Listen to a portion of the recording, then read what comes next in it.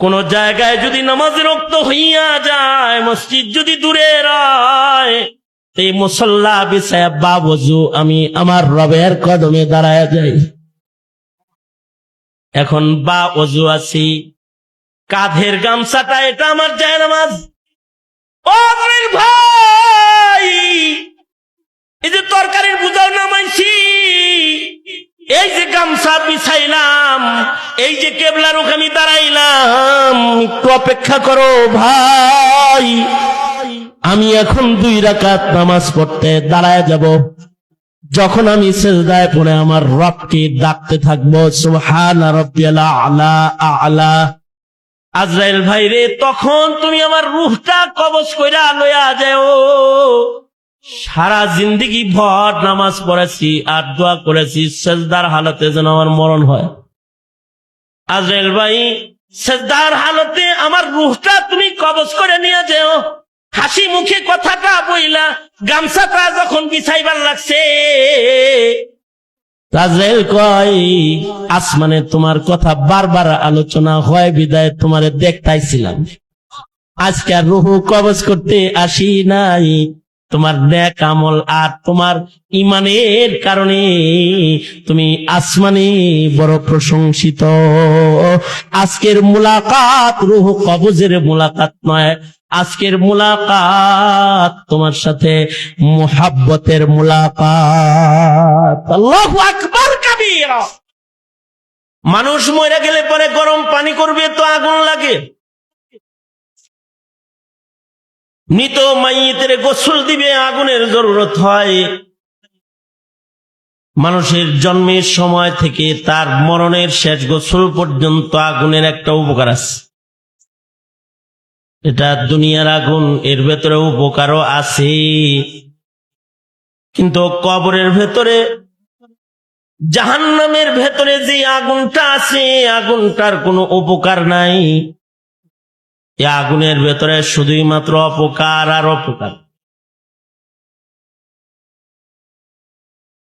দুনিয়ার আগুন বাতাস, বেশি প্রবল বাতাস হলে নিভে যাবে।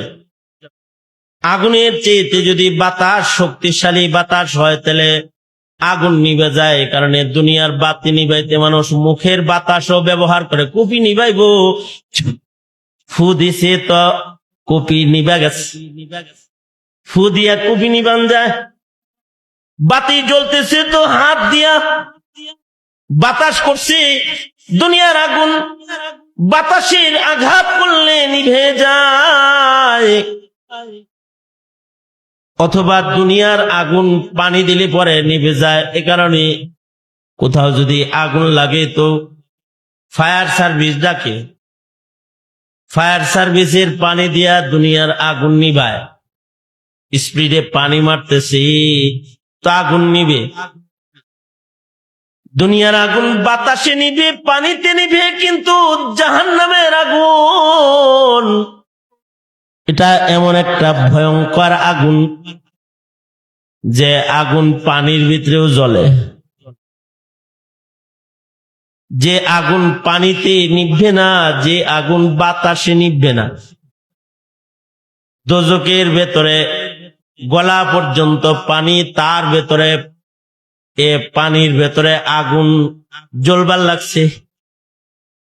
পানি আগুনকে নিভাইতে পারে না। প্রবল বাতাস, প্রবল গর্জন দোজখের ভেতরে আছে, কিন্তু বাতাস আর গর্জনে আগুন দমে না, দুর্বল হয় না। দোজখের আগুনটা একটা ভয়ঙ্কর আগুন, যেটা বাতাসেও জ্বলে, পানিতেও জ্বলে। দুনিয়ার আগুন বাতাসে নিভে, পানিতে নিভে। জাহান্নামের আগুন বাতাসেও জ্বলে, পানিতেও জ্বলে। তবে হ্যাঁ, জাহান্নামের আগুন, জাহান্নামের আগুন এটা নেক আমলের জ্যোতি দিয়া নিভা যায়। ইমানের জ্যোতির কাছে জাহান্নামের আগুন দুর্বল। এ কারণে পুলসরাতের পুল, যেটা দোজখের উপরে আল্লাহ তাআলা নির্মাণ করেছেন, এই পুলসিরাতের পুলের উপর দিয়া যখন কোন মুমিন তার ঈমান আর তার নেক আমলের আলো সহ যখন পুলসিরাতের পুলের উপরে পথ চলতে যখন থাকবে, নিচের থেকে জাহান্নাম কেঁদে কেঁদে বলবে, হে মুমিন, অমুমিন, এত ধীরে ধীরে পুলসিরাতের পুলের উপরে তুমি হাঁটছো কেন? তুমি একটু জলদি করে পার হয়ে চলে যাও, কারণ তোমার ঈমানের আলোর কাছে আমি দুর্বল, আমি নিভে যাইতেছি। আল্লাহু আকবার, জোরে বলেন। তোমার ঈমানের আলো, তোমার নেক আমলের আলোয় আমি নিভে যাচ্ছি। বান্দার জিন্দেগির যত নেক আমল আছে এগুলোর আলোর কাছে জাহান্নাম দুর্বল। এ কারণে মুমিন যখন পুলসিরাতের পুলের উপর দিয়ে যাবে তখন দোজখ থেকে কান্নার আওয়াজ আসবে, চিৎকার করে দোজখ বলতে থাকবে, যাও যাও মুমিন, তুমি একটু জলদি অতিক্রম করে চলে যাও, তোমার জ্যোতিতে আমি নিভা গেলাম, তো আমি নিভা যাইতেছি, তুমি একটু জলদি করে অতিক্রম করে চলে যাও। দুনিয়ার আগুন পানি দিলে নিভি, জাহান্নামের আগুন একটা পানি দিয়া নিভে, যে পানিটা বান্দার চোখ দিয়া বের হয়। বান্দা আল্লাহর ভয়ে যে চোখের পানি বান্দার চোখ থেকে প্রবাহিত করে, এর এক একটা ফোঁটা চোখের পানি এত পাওয়ারফুল, ময়দানে মাহশারে বান্দার এই চোখের পানির দ্বারা দোজখকে দূরে নিভানো হবে, দোজখকে দূরে দেওয়া হবে, দূরে ঠেলে দিবে। যার চোখের পানি দুনিয়ার মাটিতে যত বেশি হবে, চোখের পানি দিয়া জাহান্নাম নিভে যাবে। চোখের পানি জাহান্নামে ছুঁড়ে মারলে জাহান্নামের আগুন নিভে যাবে। তাছাড়া এই দোজখের আগুন এটা ক্ষতিকারক আগুন, এটার কোনো উপকার নাই, ভয়ঙ্কর আগুন, এটা নিভার মতো আগুন নয়। এই দোজখের আগুন, এইটার থেকে আল্লাহ তাআলা বাঁচতে বলেছেন, ইয়া আইয়ুহাল্লাযীনা আমানু কু আনফুসাকুম ওয়া আহলিকুম নারা, এই ঈমানদারেরা, তোমরা নিজেকে এবং তোমাদের আহালকে দোজখ থেকে বাঁচাও, আগুন থেকে বাঁচাও, জাহান্নামের আগুন থেকে বাঁচাও। জাহান্নামের আগুন থেকে কে বাঁচবে? জাহান্নামের আগুন থেকে সে বাঁচবে যে জান্নাতকে নিজের জন্য নিশ্চিত করতে পারবে। সুবহানাল্লাহ বলেন। জান্নাতকে নিশ্চিত করেছে, তো সে দোজখের আগুন থেকে বেঁচে গেছে।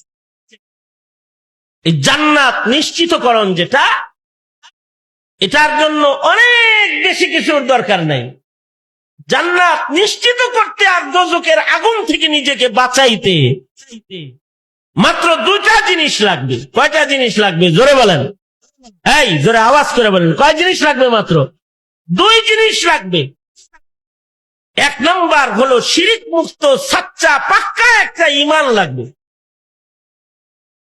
শুধু ঈমান দিয়ে দোজখ থেকে নিজেকে বাঁচানো সম্ভব নয়, ঈমানের সাথে যতক্ষণ পর্যন্ত না নেক আমলের শক্তিও অর্জিত না হবে। আমাদের তো এখন ঈমানও কমজোর, নেক আমলও কমজোর। আমাদের নেক আমলও কম, আমাদের ঈমানের জ্যোতিও এখন কম। এই যুগের মুমিনদের যে ঈমান, এই ঈমান দিয়ে দোজখের আগুন থেকে বাঁচা মুশকিল। দোজখের আগুন থেকে বাঁচতে হলে মুমিনে কামিল হইতে হবে। মুমিনে কামিল যারা, তারা দোজখের আগুন থেকে মুক্ত। কামিল মুমিন যারা, তারা জাহান্নামের আগুন থেকে মুক্ত। শুধুই মাত্র কালেমা পড়ার মাধ্যমে অথবা মুসলিম ঘরে জন্মগ্রহণ করে মুখে কালিমা পাইলেই সে কামিল মুমিন হয় না।